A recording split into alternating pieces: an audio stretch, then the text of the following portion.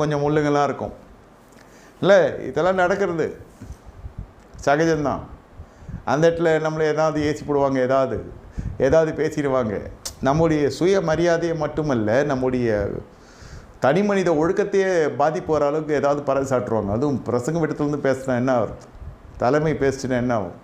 அது உனக்கு தலைமை இல்லை, அது வேறு விஷயம். ஆனாலும் ஒரு சில சூழ்நிலையில் நீங்கள் எதுவும் எதிர்த்து பேசாமல் போகிற பொழுது அடங்கி வாழுகிறோம். யாருக்கு அடங்கி வாழ்கிறோம்? கர்த்தருக்கு அடங்கி வாழுகிறோம். சில பேர் தன் பக்கத்தில் இருக்கிற நீதியை பறைசாற்றுறதுக்கு தாம்தும்னு குதிப்போம். நீ வழக்காடுறது போல் நீங்கள் அப்படியெல்லாம் வாக்குவாதம் பண்ணி யாரும் ஜெயிக்க போகிறீங்க? இல்லை ஜெயிச்சு தான் என்னத்தை சாதிக்க போகிறீங்க? ஏதோ சொல்கிறானோ சொல்லிட்டு போட்டோம். அவன் நேரம் போல் ஏதோ சொல்கிறான், என்ன எப்படி சொல்லுவான்? அவன் ஏதோ ஒன்று சொன்னான்னா இவன் அவனுடைய பழைய வாழ்க்கையில் எடுத்து சொன்னான்னு நம்ம என்ன பண்ண முடியும்? அவனுக்கு தெரிஞ்சதான் கூட சொல்லக்கூடாது. பிறரை அவமானப்படுத்த மனதில்லாது இருக்கிறவன் தான் நீதிமான்.